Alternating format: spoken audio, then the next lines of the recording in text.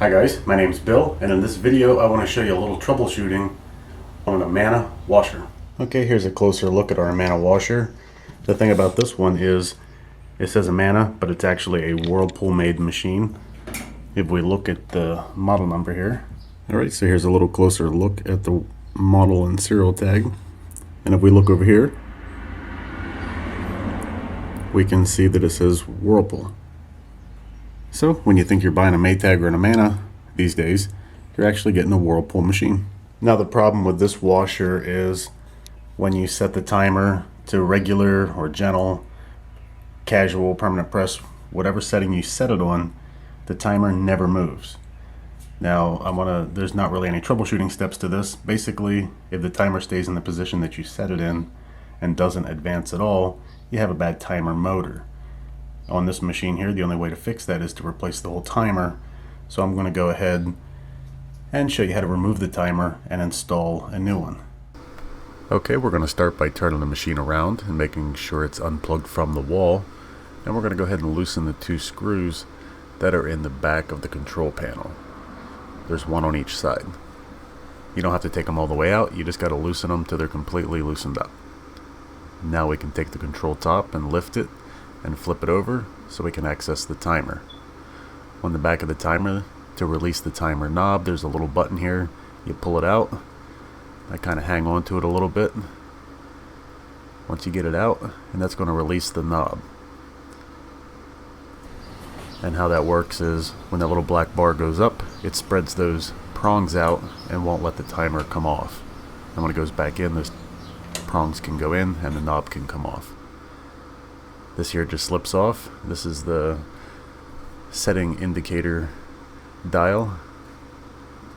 Get that out of the way.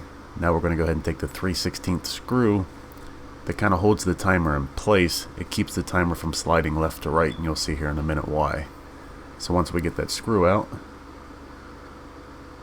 we can flip the control back over and we can unplug the timer. Now there's a little release tab here you pick up and slide it towards the tab, and that's going to release the timer. Now we have the timer out, we can go ahead and install the new one. So we'll start with the feet on the right side, kind of get those in the groove, and the timer shaft into the hole. Make sure it's sitting flat, and then slide it to the right, and the locking tab will hold it in place. Now we can go ahead and plug the new timer in.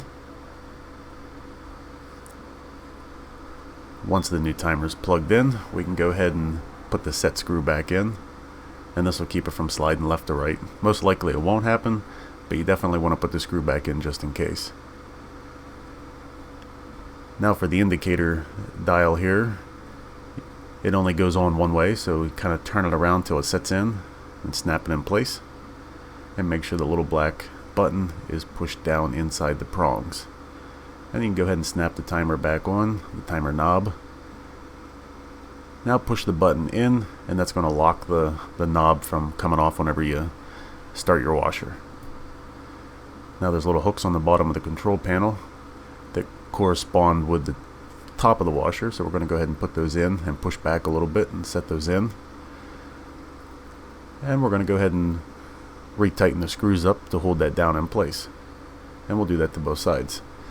And that's how you remove the timer and install a new one. Okay guys, there you go, real simple video on how to troubleshoot and change the timer on an Amana washer if it doesn't advance during any cycle. So if you liked the video, go ahead and hit the thumbs up. If you're not subscribed to my channel, go ahead and subscribe. And thanks for watching.